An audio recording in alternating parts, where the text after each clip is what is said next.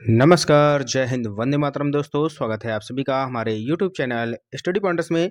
तो आज हम आपके लिए यहाँ पर लेकर आ चुके हैं UP triple SC paid exam 2023 के लिए एक इम्पॉर्टेंट क्लास। और ये क्लास होने वाली है करंट अफेयर्स की। ठीक है, तो मॉडल पेपर आपका ये पहला होने वाला है। आप लोगों की काफ़ी डिमांड आ रही थी कि सर करंट अफेयर्स को कंप्लीट करा दीजिए, तो यहाँ पर हम आज से करंट अफेयर्स की क्लास आपके लिए लेकर आ चुके हैं। टॉप 20 क्वेश्चन यहाँ पर हम देखने वाले हैं, विथ डिटेल आपको यहाँ पर हम समझाने वाले हैं।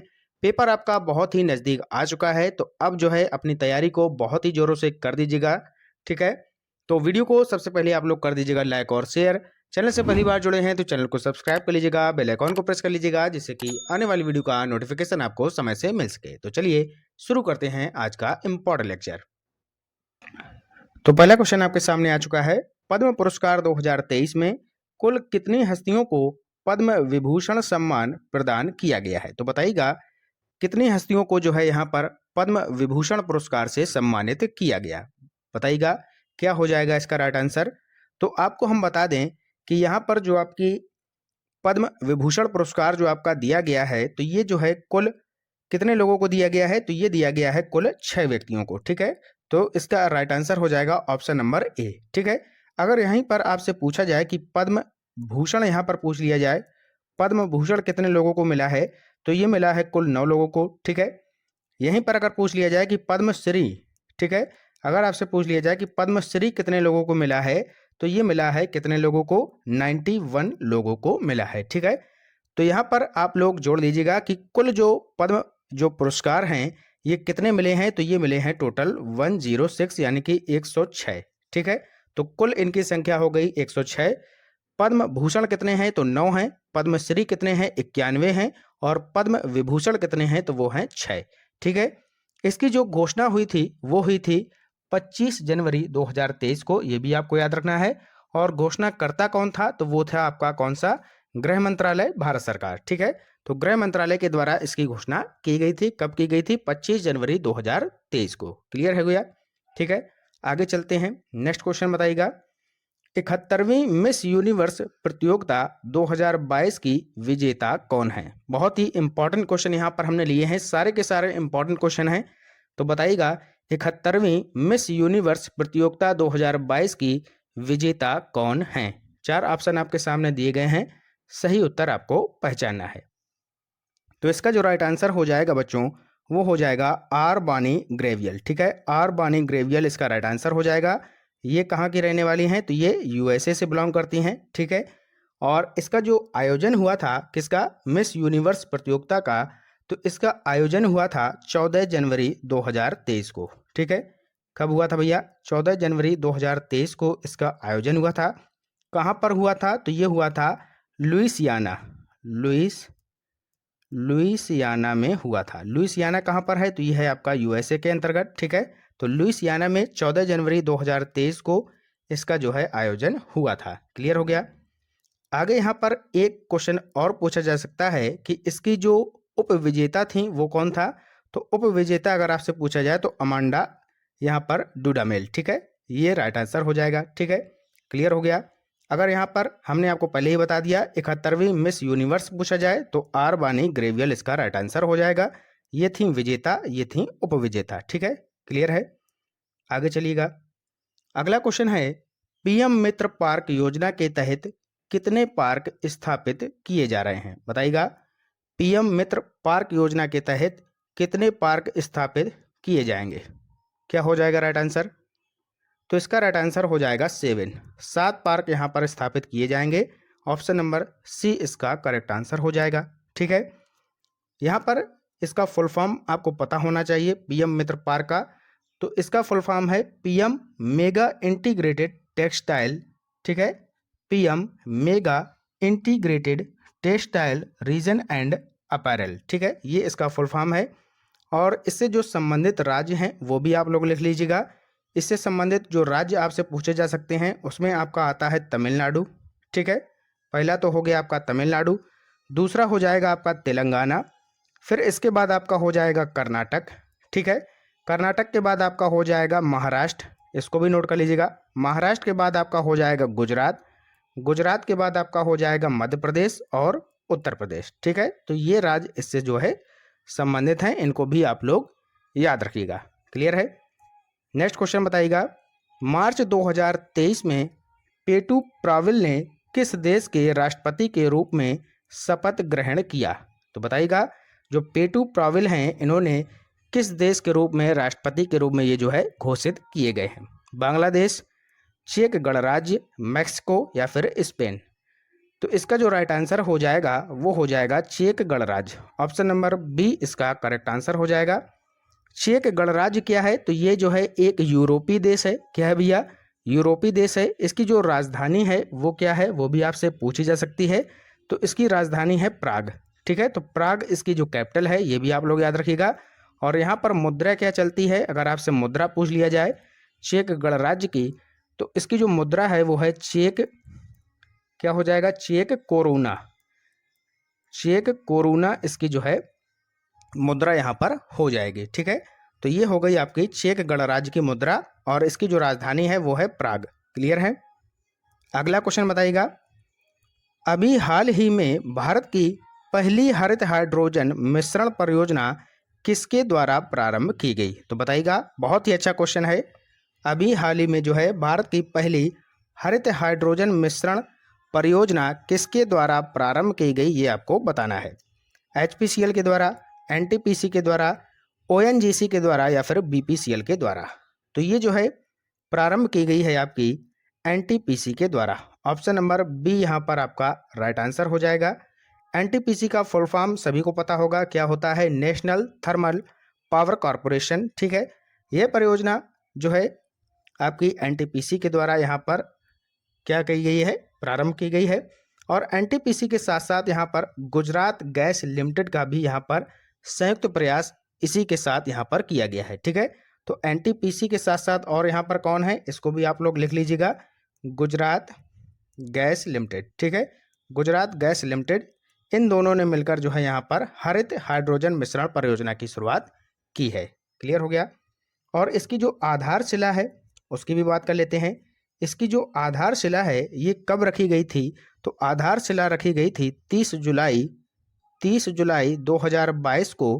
किसके द्वारा रखी गई? तो मोदी जी के द्वारा रखी गई थी। ठीक है, 30 जुलाई 2022 को इसकी आधारशिला PM मोदी के द्वारा यहाँ पर रखी गई। ठीक है, क्लियर हो गया। और इसका जो राइट आंसर हो जाएगा वो हो जाएगा NTPC। नेक्स्ट क्वेश्चन बताइएगा, क्या हो जाएगा इसका राइट आंसर? बहुत ही अच्छे क्वेश्चन यहाँ पर सभी के सभी हैं। अभी हाल ही में भारत के सबसे बड़े हॉकी स्टेडियम का उद्घाटन कहाँ पर किया गया? बताइएगा, सबसे बड़े हॉकी स्टेडियम का जो उद्घाटन है वो कहाँ पर किया गया है? नई दिल्ली में, अहमदाबाद में, राउरकेला में या फिर रांची में? बताइएगा, क्या हो जाएगा इसका राइट आंसर? तो ये किया गया है राउरकेला में। राउरकेला कहाँ पर है? तो ये है आपका उड़ीसा में। ठीक है, ये भी आप लोग याद रखिएगा। और इसका जो उद्घाटन है ये किया गया 5 जनवरी, कब किया गया? 5 जनवरी 2023 को। ठीक है, 5 जनवरी 2023 को उड़ीसा के जो CM हैं नवीन पटनायक जी, उनके द्वारा इसका जो है यहाँ पर उद्घाटन किया गया था। और इसकी जो यहाँ पर बैठने की क्षमता है दर्शकों की वो है 20,000 प्लस दर्शक यहाँ पर बैठ सकते हैं, ये भी आप लोग याद रखिएगा। और इसका जो नाम है वह है बिरसा मुंडा अंतर्राष्ट्रीय हॉकी स्टेडियम। ठीक है, नोट कर लीजिएगा, बिरसा मुंडा अंतर्राष्ट्रीय हॉकी स्टेडियम इसका नाम है। और ये जो है भारत के सबसे बड़े हॉकी स्टेडियम के रूप में जाना जाएगा। क्लियर हो गया। नेक्स्ट क्वेश्चन बताइएगा, अभी हाल ही में राष्ट्रीय जीनोम संपादन एवं प्रशिक्षण केंद्र का उद्घाटन कहाँ पर किया गया? बताइएगा, राष्ट्रीय जीनोम संपादन एवं प्रशिक्षण केंद्र का उद्घाटन कहाँ पर किया गया? हैदराबाद, मोहाली, कोलकाता, नई दिल्ली? क्या हो जाएगा इसका राइट आंसर? तो इसका उद्घाटन भी आपका कहाँ पर किया गया? मोहाली में किया गया। और डेट इसकी भी आपकी 5 जनवरी 2023 है। ठीक है, 5 जनवरी 2023 कहाँ पर उद्घाटन हुआ? मोहाली में हुआ। और किसके द्वारा किया गया? तो ये किया गया स्वतंत्र प्रभार जो मंत्री हैं डॉक्टर जितेंद्र सिंह जी के द्वारा इसका उद्घाटन किया गया। ठीक है, क्लियर है। नेक्स्ट क्वेश्चन बताइएगा, हाल ही में 26वें राष्ट्रीय युवा महोत्सव का आयोजन कहाँ किया गया? Very very most important question है। 26वें राष्ट्रीय युवा महोत्सव का आयोजन कहाँ पर किया गया? हुबली में, नागपुर में, भोपाल में या फिर नई दिल्ली में? क्या हो जाएगा राइट आंसर, बताइएगा सभी लोग। तो इसका जो उद्घाटन है ये बच्चों होता है 12 से 16 जनवरी 2023 के बीच। कब होता है भैया? 12 से 16 जनवरी 2023 के बीच इसका उद्घाटन होता है। मोदी जी के द्वारा इसका उद्घाटन किया जाता है, ठीक है। और कहाँ पर होता है? हुबली, कोलकाता, ठीक है। Hubli, Kolkata, option number A इसका राइट आंसर हो जाएगा। और सबसे इम्पॉर्टेंट जो है वो है इसकी थीम। 26वें राष्ट्रीय युवा दिवस की थीम क्या है ये आपको बताना है। तो इसकी थीम है विकसित युवा विकसित भारत। विकसित युवा और विकसित भारत, विकसित युवा विकसित भारत इसकी थीम है। ये आप लोग याद रखिएगा, इंपॉर्टेंट है, थीम आपसे जरूर यहाँ पर पूछी जाएगी, ठीक है। तो 26वें राष्ट्रीय युवा महोत्सव का जो आयोजन है ये कहाँ पर हुआ है? हुबली में। थीम हमने आपको बता दी कि विकसित युवा विकसित भारत इसकी थीम है और इसका उद्घाटन नरेंद्र मोदी जी के द्वारा किया गया। अगला क्वेश्चन बताइएगा, हाल ही में कौन सा जिला 5G तकनीकी लागू करने वाला देश का पहला आकांक्षी जिला बन गया? बताइएगा, 5G तकनीकी लागू करने वाला देश का पहला जिला कौन सा बना है? बताइएगा, कौन सा पहला जो है आकांक्षी जिला यहाँ पर बना है? क्या हो जाएगा इसका राइट आंसर? पहला ऑप्शन दिया गया है विदिशा, दूसरा है धुबरी, चित्रकूट या फिर इनमें से कोई नहीं। तो इसका राइट आंसर हो जाएगा विदिशा। विदिशा कहाँ है? तो ये है आपका एमपी में, ठीक है। एमपी में जो है आकांक्षी जिलों की संख्या अगर आपसे पूछी जाए तो एमपी में जो आकांक्षी जिले हैं वो हैं 8। अगर यहीं पर यूपी में पूछा जाए यूपी में आकांक्षी जिले कितने हैं तो भी इसका राइट आंसर 8 होगा, ठीक है। 8 कौन कौन से हैं वो भी आप लोग याद कर लीजिएगा, नोट कर लीजिएगा हमारे साथ।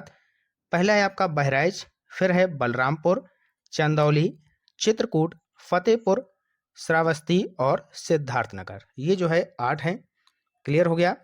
अगर वहीं पर पूछ लिया जाए कि भारत में कुल आकांक्षी जिले कितने हैं तो भारत में अगर पूछ लिया जाए तो भारत में जो कुल आकांक्षी जिले हैं वो हैं 112, ठीक है। 112 जो हैं वो कुल आकांक्षी जिले हैं। मध्य प्रदेश में 8 हैं, यूपी में 8 हैं और यूपी के 8 हम आपको बता चुके हैं। बहराइच है, बलरामपुर है, चंदौली है, चित्रकूट है, फतेहपुर है, श्रावस्ती है और सिद्धार्थनगर है, ठीक है। याद कर लीजिएगा। क्लियर हो गया। इसकी अगर शुरुआत की बात की जाए, जो 5G तकनीकी लागू करने की जो शुरुआत है, ये जो आकांक्षी जिले बनने की जो शुरुआत है ये कब होती है? तो ये होती है 2018 में। और इसकी शुरुआत किसने की थी? तो पीएम मोदी जी के द्वारा की गई थी, ठीक है। क्लियर हो गया। तो इसका राइट आंसर हो जाएगा Vidisha, option number A. Next question बताइएगा, हेनले पासपोर्ट इंडेक्स 2023 में भारत को कौन सी रैंक प्रदान की गई? बताइएगा, हेनले पासपोर्ट इंडेक्स 2023 में भारत को कौन सी रैंक प्रदान की गई? बहुत ही ज़्यादा क्वेश्चन यहाँ से पूछे जाते हैं करंट अफेयर्स में इंडेक्स से। तो बताइएगा क्या हो जाएगा राइट आंसर? तो यहाँ पर जो भारत की रैंक है वो है 18th, ठीक है। 80 जो रैंक है वो है भारत की और प्रथम स्थान यहाँ पर किसका है? वो है सिंगापुर का। किसका है भैया? सिंगापुर यहाँ पर पहले स्थान पर है और भारत का स्थान जो है वो है 80 नंबर पर। क्लियर है। आगे चलिएगा। नेक्स्ट क्वेश्चन, विश्व दृष्टि दिवस 2023 कब मनाया गया? बहुत ही इंपॉर्टेंट क्वेश्चन है। विश्व दृष्टि दिवस 2023 कब मनाया गया? तो ये मनाया गया 12 अक्टूबर को। ऑप्शन नंबर बी यहाँ पर आपका करेक्ट आंसर हो जाएगा। 12 अक्टूबर को विश्व दृष्टि दिवस आपका मनाया गया, ठीक है।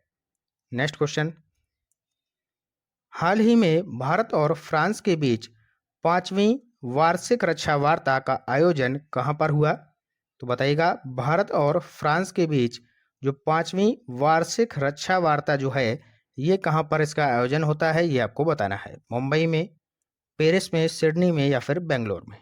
कहाँ पर होता है? तो इसका जो आयोजन होता है ये होता है पेरिस में। ऑप्शन नंबर बी इसका करेक्ट आंसर हो जाएगा, ठीक है।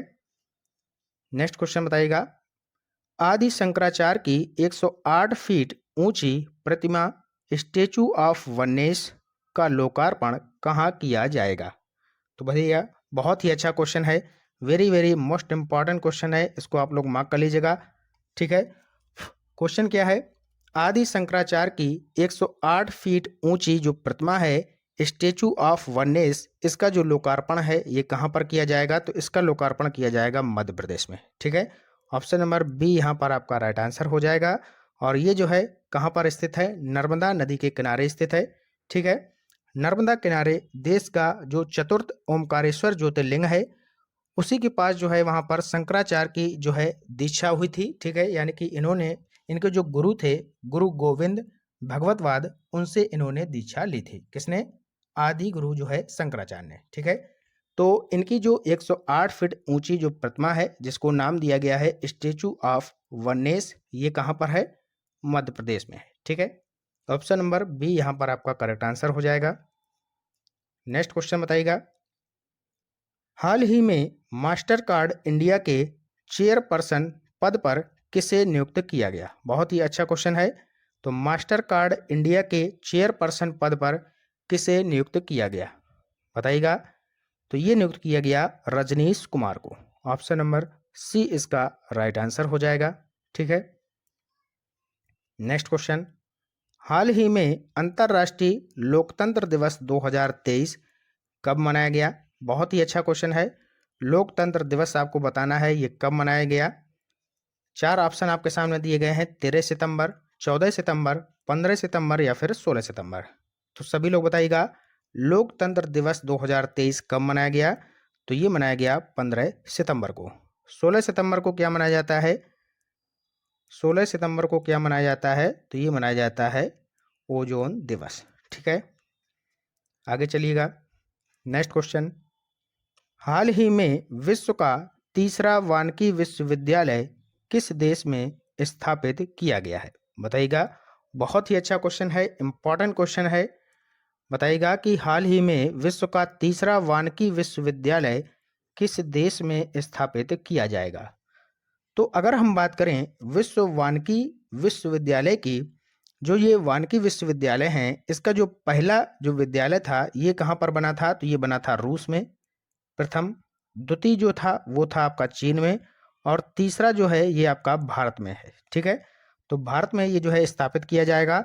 और भारत में कहाँ पर? तेलंगाना। ठीक है, तेलंगाना आपको याद रखना है। तो ऑप्शन नंबर सी इसका करेक्ट आंसर हो जाएगा। ठीक है, तो रूस में पहला है, दूसरा है आपका चीन में, और भारत में है आपका तीसरा। ठीक है, और ये जो अधिनियम था ये अधिनियम यहाँ पर पारित होता है तेलंगाना विधानसभा के द्वारा। कब पारित होता है? 13 सितंबर 2022 को। 13 सितंबर 2022 को ये अधिनियम यहाँ पर पारित होता है और तेलंगाना, ठीक है, तेलंगाना में वानिकी विश्वविद्यालय ये जो है स्थापित किया जाएगा। ठीक है, ये भारत का पहला होगा और विश्व का तीसरे नंबर का होगा। पहला कहाँ पर है? रूस में है, दूसरा आपका चीन में है, और भारत में कौन से नंबर का होगा? तीसरे नंबर का। क्लियर है? नेक्स्ट क्वेश्चन, हाल ही में किस राज्य के बीज फार्म को भारत का पहला कार्बन तटस्थ फार्म घोषित किया गया? बताइएगा, कर्नाटक, तमिलनाडु, उत्तराखंड, केरल, क्या हो जाएगा इसका राइट आंसर? किस राज्य के बीज फार्म को भारत का पहला कार्बन तटस्थ फार्म घोषित किया गया? कर्नाटक, तमिलनाडु, उत्तराखंड या फिर केरल? तो इसका जो राइट आंसर हो जाएगा वो हो जाएगा केरल। ऑप्शन नंबर डी इसका करेक्ट आंसर हो जाएगा। केरल के अलुवा में स्थित यह राज्य बीज फार्म देश का पहला कार्बन तटस्थ फार्म बन गया है। तो ऑप्शन नंबर डी इसका करेक्ट आंसर हो जाएगा। और केरल की अगर बात करें तो यहाँ के सीएम कौन है जरा बताइएगा?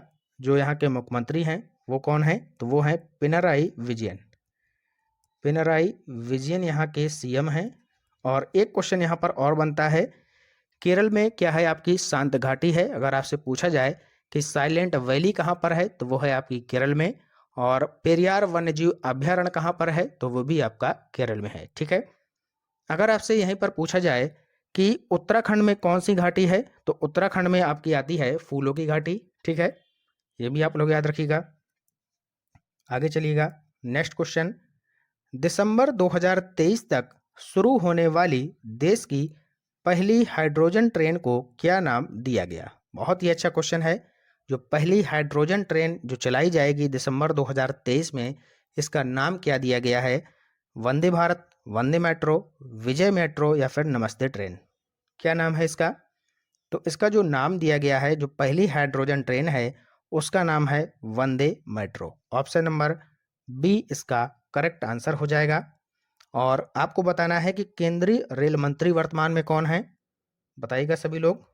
केंद्रीय जो मंत्री हैं, रेल मंत्री, वो कौन है? अश्विनी वैष्णव। ठीक है। नेक्स्ट क्वेश्चन, अर्थ आवर 2023 कब मनाया गया? अर्थ आवर 2023 कब मनाया गया? बताइएगा सभी लोग। 22 मार्च 2023 को, 22 अप्रैल को, 22 मई को या फिर 25 मार्च को? तो सबसे पहले हम आपको बता दें कि 22 मार्च को कौन सा दिवस मनाया जाता है? तो ये मनाया जाता है विश्व जल दिवस। क्या मनाया जाता है भैया? विश्व जल दिवस मनाया जाता है 22 मार्च को। 22 अप्रैल को क्या मनाया जाता है? विश्व पृथ्वी दिवस मनाया जाता है। ठीक है। 22 मई को क्या मनाया जाता है? तो ये मनाया जाता है विश्व जैव विविधता दिवस। विश्व जैव विविधता दिवस मनाया जाता है। ठीक है। और 25 मार्च को यहाँ पर अर्थ आवर 2023 ये मनाया गया। ठीक है। 25 मार्च 2023 को ये मनाया गया। ऑप्शन नंबर डी इसका राइट आंसर हो जाएगा। यहीं पर अगर आपसे थीम पूछ ली जाए, अर्थ आवर 2023 की थीम क्या है, तो बताइएगा थीम क्या है इसकी? तो थीम इसकी हो जाएगी हमारे ग्रह में निवेश करें। इसकी जो थीम है लिख लीजिएगा, हमारे ग्रह में निवेश करें। ठीक है। हमारे ग्रह में निवेश करें। अर्थ आवर 2023 की अगर आपसे थीम पूछी जाए तो ये हो जाएगी हमारे ग्रह में निवेश करें। और ये जो है 25 मार्च इसका राइट आंसर हो जाएगा। ठीक है। नेक्स्ट क्वेश्चन, और ये होगा आज की क्लास का अंतिम प्रश्न। विश्व का सबसे लंबा रेलवे प्लेटफॉर्म का उद्घाटन कहाँ जो है किया गया? बताइएगा। विश्व का सबसे लंबा रेलवे प्लेटफॉर्म कौन सा है? गोरखपुर, खड़गपुर, लखनऊ या फिर हुबली धारवाड़? क्या हो जाएगा इसका राइट आंसर? तो इसका जो राइट आंसर हो जाएगा वो हो जाएगा Hubli Dharwad. Option number D इसका करेक्ट आंसर हो जाएगा। ठीक है। इसकी लंबाई कितनी है? तो इसकी लंबाई है 1507 मीटर। और अगर किलोमीटर में पूछा जाए तो 1.5 क्या हो जाएगा? 1.507 किलोमीटर। ठीक है। ये इसकी लंबाई है। और इसका जो नाम है वह क्या है, ये भी आप लोग याद रखिएगा। तो इसका जो नाम है वह है सिद्धरूढ़ा स्वामी जी हुबली स्टेशन। क्या है? सिद्धरूढ़ा स्वामी जी हुबली स्टेशन इसका नाम है। इसकी लंबाई है 1507 मीटर। किलोमीटर में पूछा जाए तो 1.507 किलोमीटर है। और अगर पूछा जाए इससे पहले कौन था सबसे बड़ा, तो वो था आपका गोरखपुर का। इसकी जो लंबाई थी वो थी 1366 मीटर। ठीक है। इसकी लंबाई थी 1366 मीटर। लेकिन अब जो वर्तमान में है वो है 1507 मीटर। ये है आपका हुबली धारवाड़। ठीक है। क्लियर हो गया? तो ये थे 20 क्वेश्चन जो कि टॉप मोस्ट इंपॉर्टेंट क्वेश्चन है आपके एग्जाम के लिए। वीडियो आपको कैसा लगा जरूर हमें कमेंट बॉक्स में बताएं। और मिलते हैं नेक्स्ट वीडियो में। तब तक के लिए पढ़ते रहिए और आगे बढ़ते रहिए। जय हिंद, जय भारत।